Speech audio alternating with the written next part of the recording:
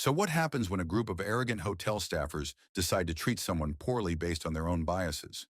Unfortunately, in most cases, they get away with it. But in this case, they had no idea who they were messing with. Let's just say, karma has a funny way of turning things around. It all started on a sunny Thursday afternoon. The lobby of the Grand Cascade Hotel was bustling with activity as guests checked in, staff bustled about, and the front desk phone rang incessantly. Among the crowd was a poised black woman named Regina Carter. Dressed casually in a flowy blouse and tailored slacks, Regina exuded quiet confidence. She carried nothing that would immediately indicate her status, no flashy jewelry or entourage, just a small overnight bag slung over her shoulder. Regina had purchased the Grand Cascade Hotel 6 months ago. It was her dream to own a piece of history and transform the struggling establishment into a beacon of hospitality and excellence. But instead of a grand unveiling or a press conference, Regina decided to take a quieter approach. She wanted to observe how the staff operated under normal circumstances before implementing changes. That day, she intended to check in anonymously and get a feel for how things were running. Approaching the front desk, Regina was met with a frosty stare from Emily, the receptionist. Emily, a young woman with perfectly manicured nails and a name tag tilted just slightly off-center, glanced Regina up and down. Her tone was curt. "Can I help you?" she asked, her words laced with disinterest. Regina smiled warmly. "Yes, I have a reservation for this evening." "Carter," Regina Carter. Emily frowned as she tapped away on the computer keyboard. A few seconds later, she looked up, her eyebrows knitted together. "I'm not seeing your name here. Are you sure you booked with us?" "Yes, I'm sure," Regina replied, maintaining her composure. "I received a confirmation email just this morning." She pulled out her phone to show Emily the email, but the receptionist barely glanced at it. "Well, the system says there's no reservation under that name," Emily said flatly, crossing her arms. "Are you sure you didn't book at the Cascade Inn? That's a motel a few blocks down." A hush fell over the nearby guests, some of whom glanced over uncomfortably. Regina's expression didn't falter. "I'm positive I booked here," she said firmly. "Perhaps you could check again?" Emily sighed dramatically, clearly annoyed. "Look, ma'am, I've already checked. There's no reservation under your name. And honestly, if you don't have a reservation, I'm afraid there's nothing I can do. We're fully booked." At this point, a middle-aged man in a suit, the hotel manager, Mr. Jenkins, approached the desk. Noticing the tension, he asked, "Is there a problem here?" Emily gestured toward Regina. "This woman claims she has a reservation, but it's not in the system. I was just explaining that we're fully booked." Regina turned her attention to Mr. Jenkins, her smile still intact but her patience waning. "I'm Regina Carter. I made a reservation here, and I have a confirmation email to prove it." Mr. Jenkins gave her a dismissive once-over. "I'm sorry, but if the reservation isn't in our system, there's nothing we can do. Perhaps you could find accommodations elsewhere." The condescension in his voice was palpable. Regina decided to take a different approach. "Could you call your corporate office? They'll be able to verify my reservation." Emily rolled her eyes. "Ma'am, we're extremely busy. We can't spend time chasing down a mistake that's not ours." Before Regina could respond, a security guard approached, likely called over by Emily. He stood tall, arms crossed. "Is there a problem here?" he asked. Regina raised an eyebrow. "No problem," she said. "Just a misunderstanding about my reservation." The security guard looked to Emily, who said, "She doesn't have a reservation and refuses to leave." "I never refuse to leave," Regina corrected calmly. "I'm simply asking for clarification about my reservation." The guard's posture stiffened.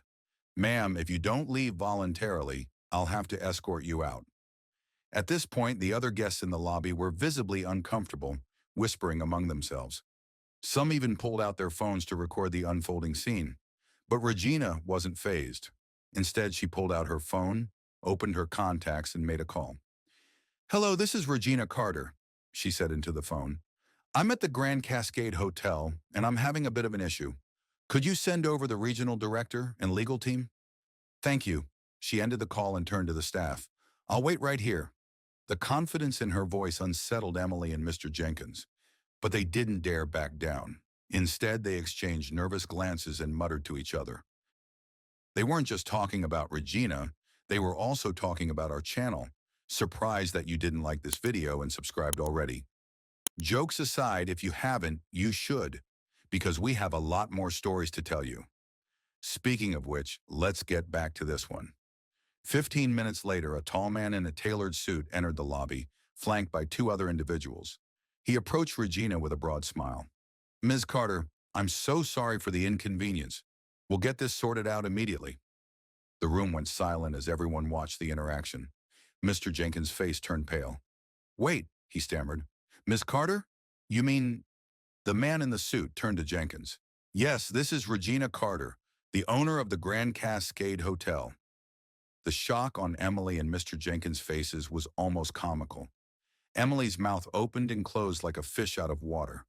I didn't know," she whispered. Regina's smile finally faded, replaced by a look of quiet determination. "That much is clear," she said, "and it's exactly why I chose to come in anonymously, to see how guests are treated when you think no one is watching." She turned to the man in the suit. "Please have the staff's training records pulled. I want a full review of their conduct and adherence to company policies." Turning back to Emily and Mr. Jenkins, Regina's tone was firm. "Your behavior today was unacceptable. Not just to me, but to any guest who walks through those doors. This is not the kind of establishment I want to run." Mr. Jenkins stammered an apology, but Regina held up her hand. "Save it. Actions speak louder than words. Consider this your formal notice. Effective immediately, you're both relieved of your duties." Emily's eyes filled with tears, but she didn't protest. Mr. Jenkins, on the other hand, tried to argue. "You can't just fire me without—" "Actually, I can," Regina interrupted. "And I just did." The man in the suit signaled to the security guard, who escorted the former employees out of the building. Regina turned back to the gathered guests, her demeanor softening. "To everyone here, I apologize for what you witnessed today," she said. "This is not the kind of experience we want for our guests.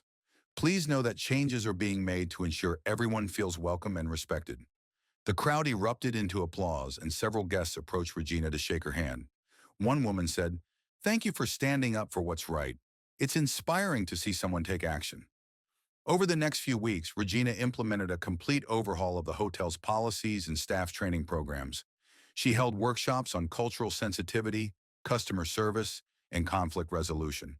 The changes didn't happen overnight, but slowly, the Grand Cascade Hotel began to earn a reputation for excellence, not just in its amenities, but in the way it treated every guest who walked through its doors.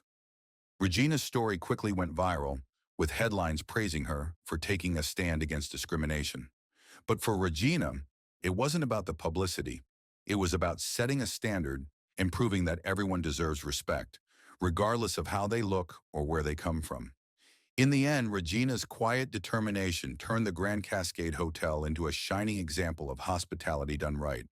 And every time she walked through the lobby, she was greeted with warmth, respect, and gratitude, a testament to the power of leading by example. What would you do if you were in Regina's place? Let us know in the comments below.